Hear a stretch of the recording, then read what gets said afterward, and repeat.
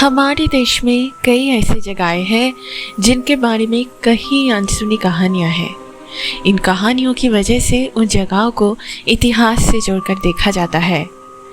कई लोगों के लिए ये जगह खतरनाक है तो कई लोगों को रोमांचक लगती है।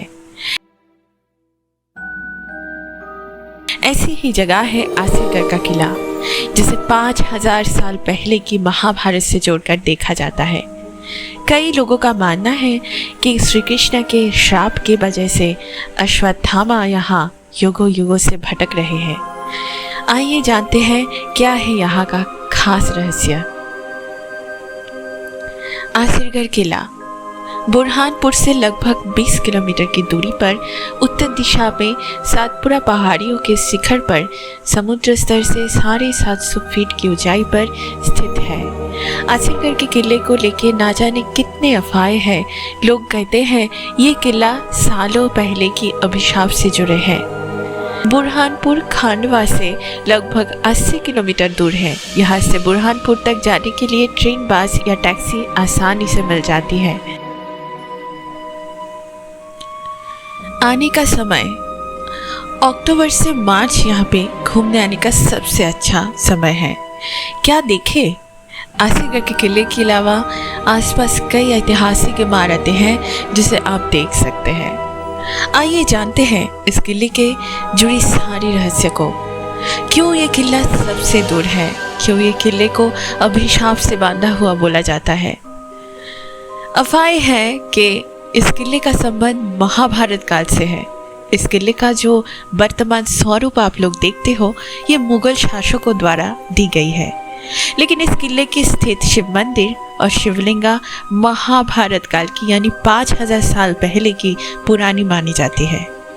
लेकिन राज की बात यह है, रोज सुबह इस शिवलिंगा में ताज़े फूल चढ़े मिलते हैं। जैसे कुछ ही देर में, कुछ पहले ही यहाँ कोई क्या सोच सकते हैं कौन करते हैं ये? आपका सोचने का भी अतीत है, क्योंकि ये कोई और नहीं, हजारों साल पहले महाभारत के एक शापित चिरंजीवी अश्वत्थामा है। जी हाँ दोस्तों, जैसे हम सभी जानते हैं महाभारत काल में यानी द्वापर युग में जन्मे थे अश्वत्थामा। ये गुरु द्रोणाचार्य का पुत्र है। हम सभी जानते हैं गुरु द्रोणाचार्य ने पांडव और कौरवों को शस्त्र विद्या सिखाई थी। अश्वत्थामा के अभिशाप के बारे में हम सभी को पता है, पर क्या आपको ये भी पता है ये वही अश्वत्थामा है जो युगों युगों से धरती पे भटक रहा है? आसिरगढ़ वासियों में सभी को पता है कि ये आज का खांडवा यानी महाभारत की खांडव वन नाम से परिचित है। महाभारत से जो भी वाकिफ है वो सभी को पता होगा शायद कि पांडव और कौरवों के बीच साम्राज्य विभाजन के समय पांडवों को रूखी सूखी खांडव वन सौंपा गया था और आज की खंडवा नाम से जो परिचित है। किसी किसी का दावा है कि अश्वत्थामा वो अपनी आंखों से देखा है। 12 फीट की एक इंसान जो दिखने में कोई साधारण इंसान नहीं, वीर पुरुष ही लगते हैं, पर श्राप की वजह से वो रोगग्रस्त दिखते हैं। उसके माथे से हमेशा खून बहता है और जो भी उसे दिखता है उसे वो हल्दी और दवाई मांगते हैं अपनी चोट पे लगाने के लिए। कई ग्रंथों में भी इसका जिक्र हुआ था। जैसे कर्नाटका के एक गांव में बहुत साल पहले नारायण संजी रहते थे। R.K. नारायण का नाम हम सभी ने सुना होगा। जब वो अश्वत्थामा से मिले तो वो उसे महाभारत के बारे में बताने के लिए कहा।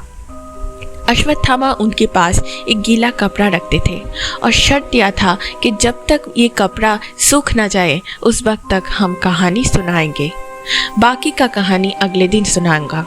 पहले दिन जब कहानी युधिष्ठिर के मौत तक गई तो अश्वत्थामा रोने लगे।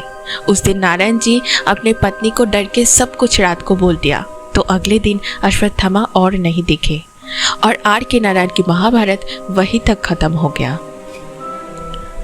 और एक कहानी जो मध्य प्रदेश के गांव में एक डॉक्टर रहते थे। देर रात डॉक्टर को अपनी दरवाज़ा खटखटाने की आवाज़ आई। जब वो दरवाज़ा खोला तो बाहर एक 12 फीट के आदमी खड़ा था और उन्होंने उस आदमी को अंदर आने के लिए कहा। अंदर की रोशनी में जब वो उस आदमी की तरफ देखा तो उसके माथे से एक बड़ा घाव दिखा जिससे खून कंटिन्यू बह रहा था। मरहम पट्टी के करने के बाद भी खून बंद नहीं हो रहा था। डॉक्टर ने मजाक से कहा, भाई ये तो एक ऐसी चोट है जहाँ से खून बंद ही नहीं होता, कहीं आप अश्वत्थामा तो नहीं हो।